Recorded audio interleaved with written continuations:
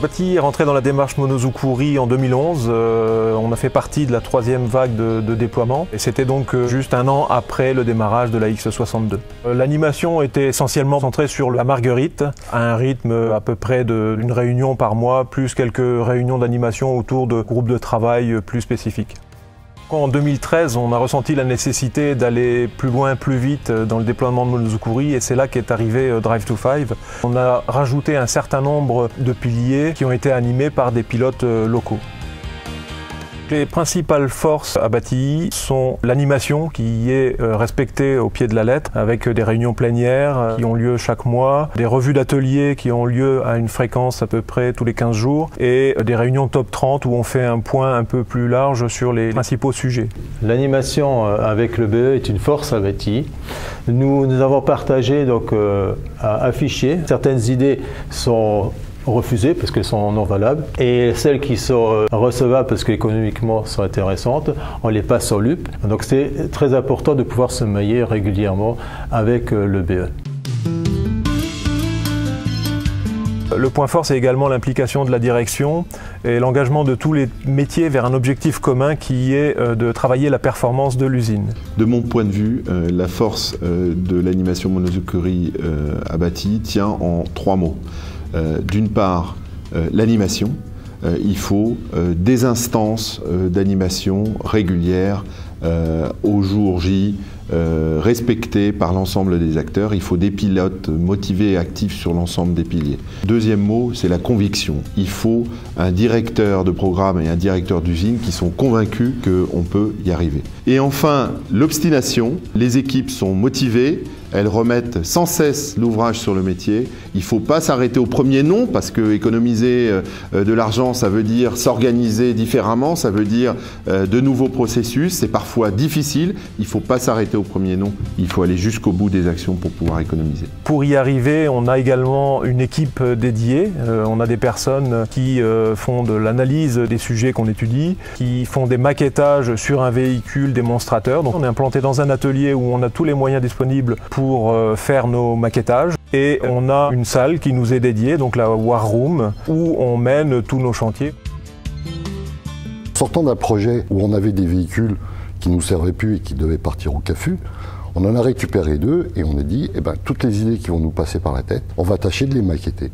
Et je pense qu'à ce niveau-là, on a été les précurseurs. Alors effectivement, les maquettages sont une grande force et ça permet aux différents contributeurs de voir cette idée et de pouvoir prendre des décisions beaucoup plus rapides. Ensuite, on prend ce véhicule et on se rend à VSF pour aller le présenter à l'ensemble des métiers qui peuvent discuter autour des évolutions qui sont proposées sur le véhicule et puis valider ou non la proposition qui est faite.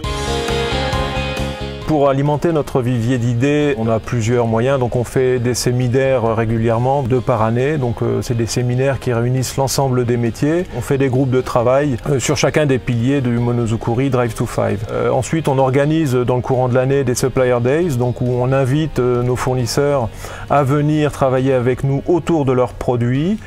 Ça permet d'apporter un regard neuf. Ça fait un peu tomber nos propres paradigmes. On travaille également avec nos partenaires, donc pour ne pas les citer, Renault-Tech, qui sont proches de chez nous, où on a à peu près 30% de notre flotte qui est adaptée chez Renault-Tech. L'intérêt pour Renault-Tech de participer au challenge Monozukuri est double. Le premier, c'est qu'il participe à la réduction du TDC du véhicule sauvable. Le deuxième, c'est qu'il profite de l'expérience de la sauvable pour mener des actions internes Monozukuri. Nous avons participé au chantier Make or Buy et la collaboration se fait de façon très étroite. Je travaille sur le Monozukuri pour l'ensemble des satellites de Renault-Tech, il y en a 12 en tout. Si je devais définir l'animation Monozukuri sur le site de Bati, je pourrais dire qu'elle est unique sur l'ensemble des usines où Renault-Tech a un satellite. On essaie de travailler avec les autres sites dans la mesure du possible. Donc on a eu une mission d'une personne qui est allée à Curitiba récemment pour les aider à organiser un séminaire right sizing. On partage également avec Maubeuge en termes d'animation. On a fait une opération à Sandouville pour essayer de voir si on pouvait faire du carry-back avec la 82. Donc il y a un certain nombre d'idées qui ont surgi et qui méritent d'être poussées. Aucune idée n'est mode à acheter. Elles sont toutes à améliorer, à appliquer peut-être dans l'état, mais il y a des fondamentaux. C'est remonter de chaîne, c'est des analyses de la concurrence, c'est de savoir ce que veut le client, c'est de ne pas hésiter à modifier le produit. Quand on fait des fois nous-mêmes les études, on prend contact avec les fournisseurs, on demande des chiffrages et on va jusqu'au maquettage. Il ne faut pas hésiter à montrer ce qu'on sait faire.